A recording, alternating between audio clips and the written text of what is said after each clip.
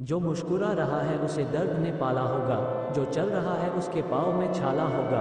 बिना संघर्ष के इंसान चमक नहीं सकता, जो जलेगा उसी दिए में उजाला होगा। संघर्ष क्यों बचे संघर्ष से?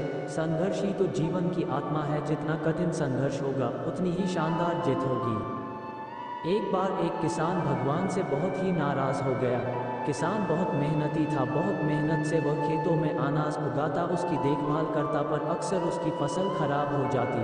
कभी सूखा पड़ जाता, कभी बाढ़ आ जाती, कभी तेज धूप, कभी आंधी, कोई न कोई कारण बन ही जाता कि उसकी फसल खराब हो जाती। एक दिन वह किसान गुस्से में आसमान की ओर देखकर भगवान से कहा, हे ईश्वर, आपको लोग सर्वज्ञता मानते हैं कि आप सब जानते हैं, कहते हैं कि आपके इच्छा के बिना एक भी पत्ता नहीं हिलता, पर मुझे तो लगता है कि आप छोटी सी छोटी बात भी नहीं जानते। आपको तो ये भी नहीं पता कि खेती बाड़ी कैसे करते हैं। अगर आप जानते होते तो हर समय जो बाढ़, आंधी और तूफान आते हैं वो कभी नहीं आते। आप नहीं जानते कि कितना नुकसान उठाना पड़ता है हम किसानों को। यदि आप मेरे हाथ में ये शक्ति दे दे कि जैसा मैं चाहूँ वैसा मैं मौज कर दूँ, फिर आप देखना मैं अन्न के भंडार लगा दूंगा। भगवान इस किसान के तीखे वाक्य सुनकर मुस्कुरा रहे थे और वह किसान के सामने प्रकट होकर बोले, मैं आज से तुझे ये शक्ति देता हूँ कि तुम अपनी खेतों पर तुम्हारी जैसी इच्छा ही तुम वैसा मौज कर दोगे। मैं बिल्कुल भी दखल नहीं दूंगा, तुम्हारी इच्छा से सब कुछ होगा। किसान बहुत खुश हो गया। किसान ने गेहूं की फसल अपनी खेतों में बोई। जब उसे लगा कि खेतों को धूप चाहिए तो खेतों को धूप मिले, जब पानी बरसना चाहिए तभी पानी वर्षा, आंधी, तूफान, बाढ़, कुछ भी उसने अपने खेतों पर आने नहीं दिया। किसान के खेत में इस वर्ष ऐसी फसल हुई जैसी कभी नहीं हुई थी। हरी भरी लहलहाती फसल, मन ही मन वह बहुत खुश हो गया और सोचने लगा, अब सबूत के साथ दिखाऊंगा भगवान को कि इसे कहते हैं शक्ति का सही उपयोग। मेरी सफलता देखकर उन्हें अपने नियम जरूर बदलने पड़ेंगे। कुछ दिन गुजरे, फसल कटने को तैयार हो गए। किसान बहुत उत्सुकता के साथ फसल को काटने लगा, पर जैसे ही उसकी नज़र गेहूं की बालियों पर गया तो उसने अपना सिर पीट लिया और वह रोने चिल्लाने लगा।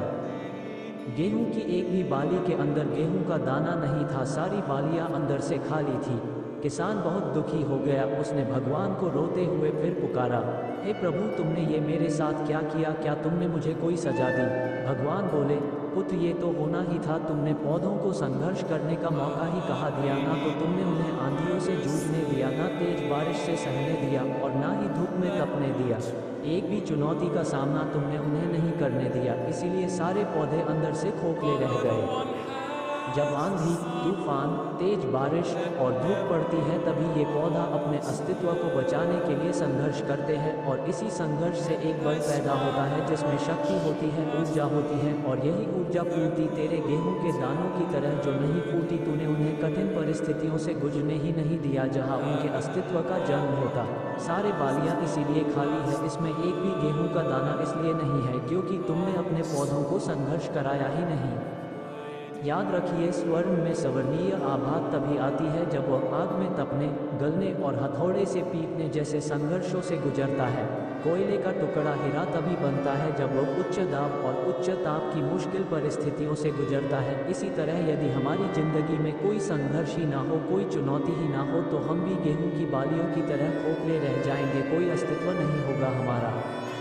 विपरीत परिस्थितियाँ, चुनौतियाँ, समस्याएं हमें और अधिक निखारती हैं। यदि जीवन में कठिन परिस्थितियाँ और चुनौतियाँ आए तो घबराना मत, बल्कि सामना करना, विश्वास करना कि आप और अधिक निखर जाओगे और अधिक मजबूत बन जाओगे। किसी ने कितना सही कहा है, जिंदगी जीना आसान नहीं होता, बिना संघर्ष कोई महान नहीं होता। जब तक ना पड़े हथौड़े की चोट तब तक पत्थर भी भगवान नहीं होता। उसे दर्द ने पाला होगा, जो चल रहा है उसके पाँव में छाला होगा। बिना संघर्ष के इंसान चमक नहीं सकता, जो जलेगा उसी दिए में उजाला होगा। संघर्ष क्यों बचे संघर्ष से? संघर्ष ही तो जीवन की आत्मा है। जितना कठिन संघर्ष होगा उतनी ही शानदार जीत होगी।